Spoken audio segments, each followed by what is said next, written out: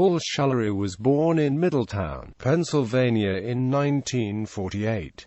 He now lives in Bozeman, Montana. He has always been an avid hiker, fly fisher, photographer, wildlife watcher, and has continuously documented his experience in his writing. Today, he is the author, co-author, or editor of more than 40 books and numerous articles. His main focus for his works has to do with nature and our relationship with it, as well as the wonders it presents us with now. Schullery studied American history at Wittenberg University and Ohio University, receiving his M.A. and B.A., respectively. Career. Beginning in 1972, Paul Schullery worked at Yellowstone National Park with a series of job responsibilities. Some of these responsibilities included ranger naturalist, historian archivist, environmental protection specialist, as well as senior editor in the Yellowstone Center for Resources, and chief of cultural resources. In an interview with Yellowstone Science, he tells how he was pretty clueless going into the job, and initially intended to become a park ranger, but then showed up to find that he was going to be a ranger naturalist and would have to talk in front of people. He then went on to do research for Yellowstone and had access to all the Yellowstone archives.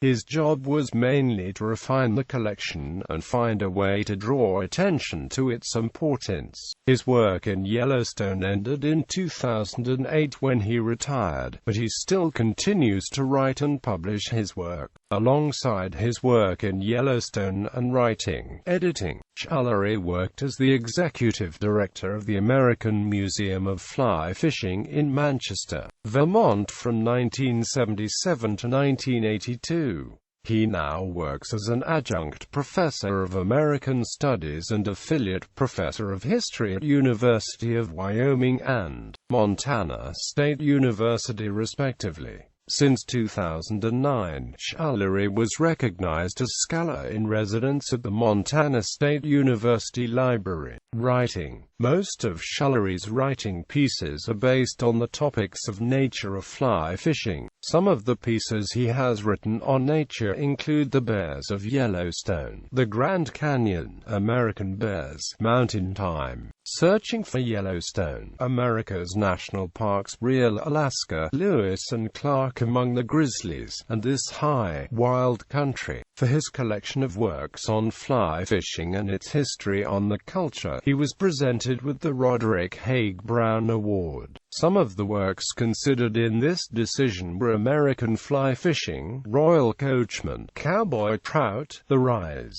If Fish Could Scream, and Fly Fishing Secrets of the Ancients. He has also written for all sorts of scholarly publications. For example, Encyclopedia Britannica, Yearbook of Science and the Future, and Bioscience to the New York Times. In his last 5 publications, he and his wife, artist Marsha Carl, have collaborated as author and illustrator. His writing has earned him a series of rewards, including an honorary doctorate of letters from Montana State University, the Wallace Stegner Award from the University of Colorado Center of the American West, a Panda Award for scriptwriting from Wild Screen International, and the Communications Award from the George Wright Society. Despite the fact that his main focus was on writing, he did experiment with a few screenwriting projects. One of the most noted ones was the 2002 PBS film, Yellowstone, America's Sacred Wilderness,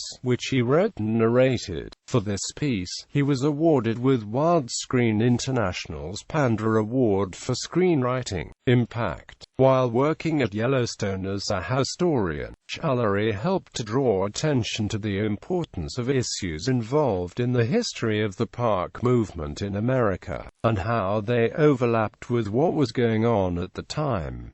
He often spoke about pressing issues that involved Yellowstone and alerted the public. His main goals were to write educational stories that would better inform people about the place he loves. In fact, one of his books in particular, Mark of the Bear, was written to support a movement protecting North American bears. Not only did his writing help spread knowledge about Yellowstone, but he also contributed many books about fly fishing which were commonly written, including in-depth information with regard to the sport. He wrote American Fly Fishing, a history which was intended to be a very informative story about the evolution of fly fishing. But the story itself actually included information with regard to different aspects of the sport. It included the use of certain flies, rods, reels and techniques.